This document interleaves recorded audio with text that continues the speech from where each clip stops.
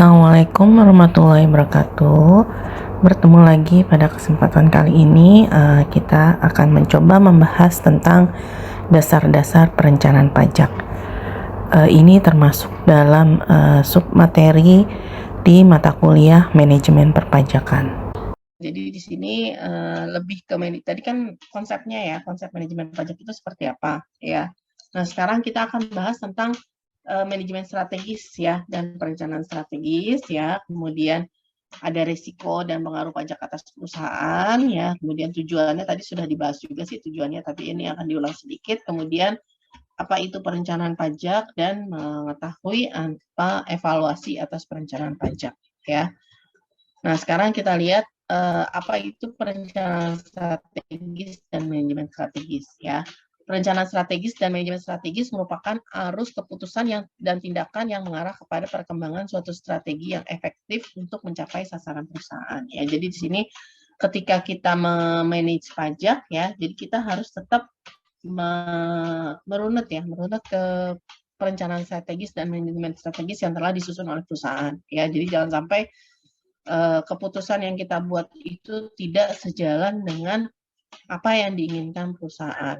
Ya, jadi di sini hubungannya sama strategi ya, strategi yang untuk mencapai sasaran perusahaan. Karena tadi ya, jadi strateginya kan sasaran perusahaan itu kan setiap tahun kan berubah ya.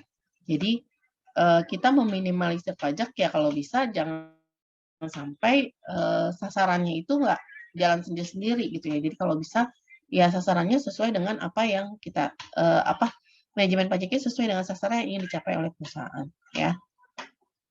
Kemudian selanjutnya resiko ya, resiko dan pengaruh pajak atas perusahaan. Ya, resikonya adalah pengenaan pajak yang tiba-tiba akibat adanya berbagai koreksi pada saat pemeriksaan merupakan satu resiko perusahaan. Nah, ini apa ya? Jadi ini satu yang biasanya harus dihindari oleh perusahaan ya. Jadi ketika pajak mau melakukan pemeriksaan terhadap perusahaan, nah itu apa ya? Jadi ibaratnya kalau ada pemeriksaan itu momok jadi menakutkan ya bagi perusahaan. Kenapa? Karena ya pasti kurang bayar ya. Jadi ibaratnya udah pasti yang ya jadi gini kan karena tadi ya jadi perusahaan itu kan cenderungnya untuk bayar pajak itu kecil gitu ya. Jadi ketika dikoreksi oleh pemeriksa itu biasanya pajak yang harus dibayar itu kan lebih besar ya, kan lebih besar dan ya tadi kan jadi misalnya yang Ibu kasih contoh awal tadi, jadi misalnya yang tadinya dia kurang bayar, lebih bayar gitu, itu bisa jadi kurang bayar gitu ya. Nah itu kan contoh yang kecil ya, cuma sedikit gitu ya. Belum lagi kalau perusahaannya yang besar. Nah itu makanya meskipun perusahaannya misalnya rugi atau misalnya dia labanya kecil gitu. Nah itu kalau diperiksa oleh pajak itu pasti dia harus kurang bayar ya karena mereka kan tahu ya aturan-aturan yang berlaku gitu ya dan kira-kira yang harus dibayar itu apa. Nah, itu biasanya akan ketahuan ya. Jadi ibaratnya memberatkan ya ketika perusahaan itu diperiksa. Ya, kemudian selanjutnya pengaruh pajak terhadap perusahaan ya. Ada yang sifatnya langsung, ada yang sifatnya tidak langsung ya. Pajak langsung itu ya seperti kayak misalnya pajak penghasilan gitu ya. Nah, itu termasuk pajak langsung. Nah, pajak tidak langsung itu contohnya kayak PPN ya. PPN itu kan tidak langsung kan. Ya, jadi ibaratnya atau misalnya ketika kita mungut ya, mungut PPh pasal 22 gitu atau misalnya PPh pasal 23, nah itu dia termasuk pajak tidak langsung.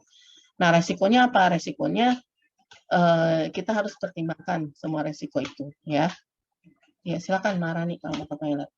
Selanjutnya tujuan ya. Tujuannya itu di sini ya dalam hubungan tadi kan kita sudah tahu ya beberapa tujuan manajemen pajak gitu ya. Tapi dalam hubungan perencanaan strategis dan manajemen strategis, tujuan itu apa? Tujuannya adalah menerapkan peraturan perpajakan secara benar ya. Kemudian kita efisiensi ya. Jadi di sini kalau nggak salah ya nanti mungkin di RPS-nya ya. Jadi di pertemuan keberapa ya lupa ya pertemuan ketiga atau keempat gitu ya.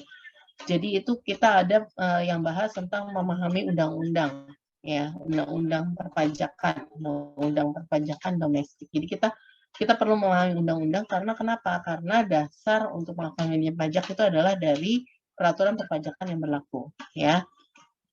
Jadi kita menerapkan peraturan perpajakan secara benar gitu ya. Jadi kita harus tahu nih, kayak misalnya kita bahas pajak penghasilan, nah berarti undang-undang pajak penghasilan tuh harus kita pahami ya. Jadi sebenarnya kalau di pajak itu kalian pahami itu pertama KUP ya, ketentuan umum dan tata cara perpajakan ya, kemudian pajak penghasilan sama PPN ya, karena ini yang paling sering dipakai. Nah, pajak penghasilan yang perlu kalian pahami itu yang banyak itu ya, PPh pasal 21, 22, 23, 24, 25, terus PPh badan gitu ya. Nah, itu kalian harus pahami ya. Kemudian selanjutnya efisiensi ya, usaha efisiensi untuk mencapai laba dan likuiditas yang seharusnya. Ya, jadi kita mengefisiensikan ya. Jadi kita efisiensi laba ya. Jadi apa tadi ya? Jadi seperti kita kan ngitung labanya itu kan dari penghasilan dan biaya ya. Nah, di sini penghasilannya itu ketika kita efisiensi ya supaya labanya minimal gitu ya. Jadi kita bisa menurunkan penghasilan ya atau menaikkan biaya ya. Tapi di sini kita harus lihat juga likuiditas ya, likuiditas yang seharusnya, likuiditas yang berlaku gitu ya. Jadi jangan sampai kita menaikkan atau menurunkan itu bisa merusak likuiditas perusahaan ya. Jadi jangan sampai seperti itu ya. Jadi saking pengennya meminimalisir pajak laba gitu ya, kita akhirnya menjelekkan menjelekkan nilai perusahaan. Nah, itu jangan sampai kayak gitu ya. Jadi ibaratnya kita tetap harus memperhatikan likuiditas yang berlaku. Jadi tadi ya, ini sebenarnya manajemen strategis itu tujuannya seperti itu. Kemudian selanjutnya perencanaan pajak ya. Jadi menurut kalian manajemen pajak sama perencanaan pajak sama atau beda? Manajemen itu kan prosesnya kan ada 4 proses ya. Sedangkan kalau perencanaan itu dia hanya 1 proses ya. Jadi beda ya antara manajemen pajak sama perencanaan pajak ya. Jadi kalau perencanaan pajak itu adalah proses pengambilan faktor pajak yang relevan dan faktor non pajak untuk memungkinkan tercapainya beban pajak pada tax event yang serendah mungkin dan sejalan tercapainya tujuan perusahaan. Jadi di sini kita memilah ya. Jadi kita memilah, kita mencari gitu ya faktor pajak yang relevan sama faktor non pajaknya apa gitu ya. Untuk tercapai, jadi tujuannya adalah untuk mencapai beban pajak pada tax event yang serendah mungkin agar tercapai tujuan perusahaan. Gitu. Jadi itu perencanaan. Tadi kalau manajemen pajak kan ibaratnya beda ya tadi ya. Ada yang ingat nggak pengertian manajemen pajak itu apa? Kata kuncinya apa? Kita meminimalisir pembayaran pajak tapi harus sesuai dengan peraturan perundang-undangan. Jadi yang paling intinya sih gitu ya. Karena kan kita minimalisir bayar pajak kan nanti labanya maksimal ya bisa digunakan untuk investor untuk apa gitu ya. Tapi di sini kita meminimalisir pajak sesuai dengan peraturan perundangan kan beda ya. Jadi di sini ketika kita meminimalisir pajak kita rencanain meminimalisirnya supaya sesuai peraturan tuh seperti apa. Nah, ini namanya perencanaan pajak ya. Jadi kita cari faktor pajak yang relevan dan non pajak yang memungkinkan tercapainya beban pajak pada tax event yang serendah mungkin ya. Kemudian karakteristiknya apa ya? Karakteristik penghindaran pajak gitu ya. Di sini adanya unsur artifisial di mana pengaturan seolah-olah ada dalamnya padahal tidak ya. Jadi di sini maksudnya ya kayak contohnya yang natura ya paling gampang ya gitu ya. Jadi sebenarnya di natura itu kan tidak dijelaskan tuh gitu ya. Tidak dijelaskan kalau misalnya dia bayarnya pakai uang, jadi karyawan diberikan uang oleh perusahaan itu dia nambah itu kan nggak dijelasin. Jadi cuman kalau kalian lihat undang-undangnya ya natura itu ya pokoknya natura itu wajib diberikan oleh perusahaan gitu ya kalau nggak salah ya. Nanti coba dicek ya undang-undangnya gitu ya. Jadi ibaratnya salah satu tunjangan yang harus diberikan oleh perusahaan itu salah satunya adalah natura gitu ya. Kemudian memanfaatkan loopholes dari undang-undang atau menerapkan ketentuan legal untuk berbagai tujuan. Jadi di sini biasanya orang-orang Indonesia itu sangat pintar ya melihat loopholes, lubang ya. Jadi ketika misalnya ada undang-undang baru, itu mereka tuh udah tahu nih, ini caranya untuk menghindari ini gimana nih gitu ya. Jadi kayak gitu. Kayak misalnya ada peraturan baru, nih nggak boleh pakai jalur busway gitu ya misalnya. Nah itu kadang-kadang orang udah punya celah ya. Nah itu pinternya orang Indonesia tuh di situ gitu ya. Jadi dia bisa memanfaatkan celah-celah gitu ya. Jadi kelemahan undang-undang kita juga gitu ya, nggak tahu deh, ada aja celahnya gitu ya, dan bisa dimanfaatkan ya. Kemudian menjaga kerahasiaan, yang mana melakukan penghindaran pajak dengan syarat wajib pajak menjaga kerahasiaan. Jadi di sini penghindaran pajak itu kita nggak boleh ya sesumbar ya, misalnya perusahaan. Makanya waktu ada yang apa ya, bikin skripsi itu dia pengen bahas tentang penghindaran pajak, tax avoidance. Saya sempat tanya, emang kamu bisa dapat ya datanya gitu ya, karena kan pasti nggak akan mau ya. Jadi ini kan ibaratnya strategi kan, ibaratnya ini strategi dan eh, apa penghindaran. Jadi cara perusahaan itu meminimalisir pajak gitu ya. Nah, ketika kita skripsi kan kita cari datanya tuh gitu ya. Nah, perusahaan itu biasanya nggak akan mau memberikan data ini karena rahasia gitu ya. Karena rahasia karena nanti kan ketahuan, kalau ketahuan nanti bahaya di pajak kan, nanti ketahuan oleh pajak dan dicari-cari celahnya dan akhirnya dia nggak bisa meminimalisir pajak itu kan bahaya ya. Nah, faktor yang dilakukan dalam perencanaan pajak itu kita lihat dari jenis pajaknya. Ya, kita perhatikan ya. Jadi kita harus paham dulu nih ini pajaknya apa. Apakah dia pajak penghasilan, apakah PPN, nah, pajak penghasilan itu karakteristiknya gimana. Nah, itu harus jelas ya. Kemudian objeknya ya. Objek pajaknya itu apa gitu ya. Kemudian subjeknya ya, subjek pajaknya ya. Kemudian prosedur pembayaran pajaknya ya, undang-undang perpajakan sama administrasi perpajakan ya. Kemudian selanjutnya tahapan ya.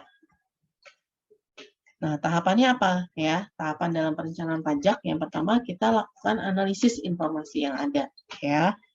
Kemudian kita menganalisis suatu model atau lebih rencana kemungkinan besarnya pajak ya. Kemudian kita evaluasi, setelah evaluasi kita cari kelemahan dan kemudian perbaiki rencana sama memutakhirkan rencana pajak. Jadi di sini sebenarnya kegiatan perencanaan pajak ini kegiatan strategis juga ya, karena dia kan memanage kan, memanage cara untuk meminimalisir pajak gitu ya.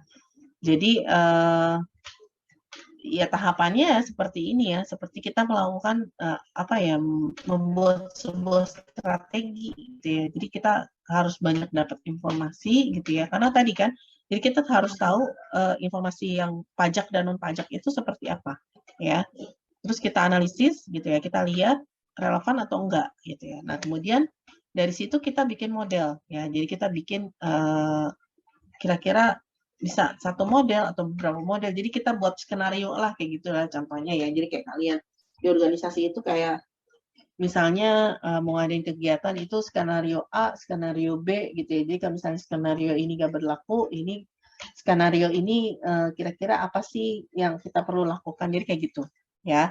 Terus kita evaluasi, jadi nanti dari situ kan kita bisa pilih, oh kira-kira kayaknya nih cocoknya yang skenario ini deh gitu ya, jadi atau strategi ini. Nah, kemudian kita laksanakan, terus kita lihat evaluasi ya. Dari evaluasi itu kita bisa lihat, makanya dalam perencanaan pajak itu kita jangan cuman ngerencanain terus dilaksanakan udah gitu ya, tapi tetap harus ada evaluasi gitu ya. Nah, evaluasi itu penting sebenarnya ya.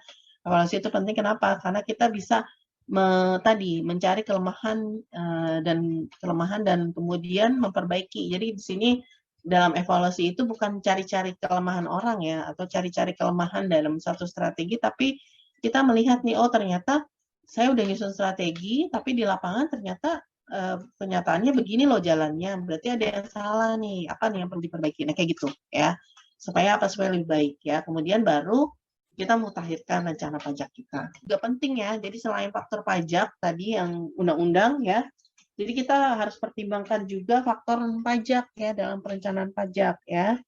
Pertama itu adalah masalah badan hukum ya, jadi di sini beda perlakuannya kalau dia bentuknya PT ya, atau dia bentuknya CV, atau dia bentuknya yayasan ya. Ini juga Jadi jangan semua manajemen pajak itu kan tujuan tadi kita meminimalisir pajak gitu ya. Tapi di sini kita harus perhatikan juga badan hukum karena aturannya kan beda-beda ya. Jadi di sini kita harus lihat nih gitu ya. Kayak misalnya sekarang yayasan itu sudah kena pajak. Nah, itu gimana nih cara meminimalisir pajak di yayasan? Pasti beda dengan PT ya. Pasti beda ya karena kan yayasan itu sifatnya ya awalnya sih sifatnya dari yayasan itu non profit ya. Cuman ada beberapa yayasan. Yayasan pendidikan itu sebenarnya kenapa akhirnya yayasan kalau dulu yayasan nggak kena pajak ya. Cuman karena ya tadi kembali lagi pemerintah itu atau pajak itu selalu mencari peluang yang bisa dikenakan pajak dan dia melihat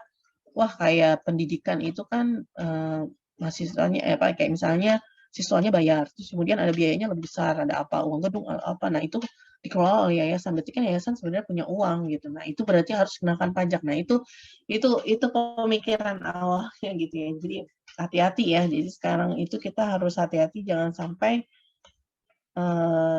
apa-apa dilirik pajak gitu ya, terus akhirnya dikenakan pajak ya. Jadi kayak gitu. Nah, cara evaluasi di sini kita mencari kelemahan dan kemudian memperbaiki. Jadi di sini mencari kelemahan itu bukan kesannya kayak nyalah-nyalahin. Jadi salah ya kadang-kadang orang kadang-kadang nggak mau evaluasi itu kadang-kadang karena kesannya kalau evaluasi itu nyalah-nyalahin orang yang jadi ya, nyalahinnya itu bukan nyalahin pelaksanaannya, tapi nyalahin orang yang bertanggung jawab. Nah, itu bahaya gitu ya. Jadi itu nggak boleh kayak gitu ya. Jadi kadang-kadang kalau kita evaluasi itu yang bagus ya. Nah, mencari kelemahan itu perencanaan pajak harus sesuai dengan bentuk transaksi dan tujuan operasi. Kemudian kita memutakhirkan dari setelah kita tahu nih kelemahannya apa gitu ya. Kita mutakhirkan rencana pajaknya ya. Kita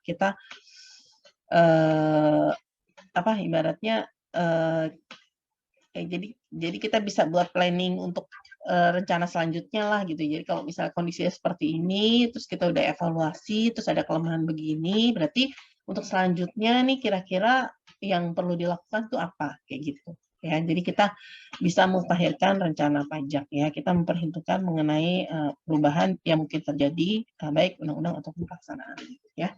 Demikian penjelasan materi dasar-dasar perencanaan pajak. Semoga bermanfaat. Terima kasih atas perhatiannya. Assalamualaikum warahmatullahi wabarakatuh.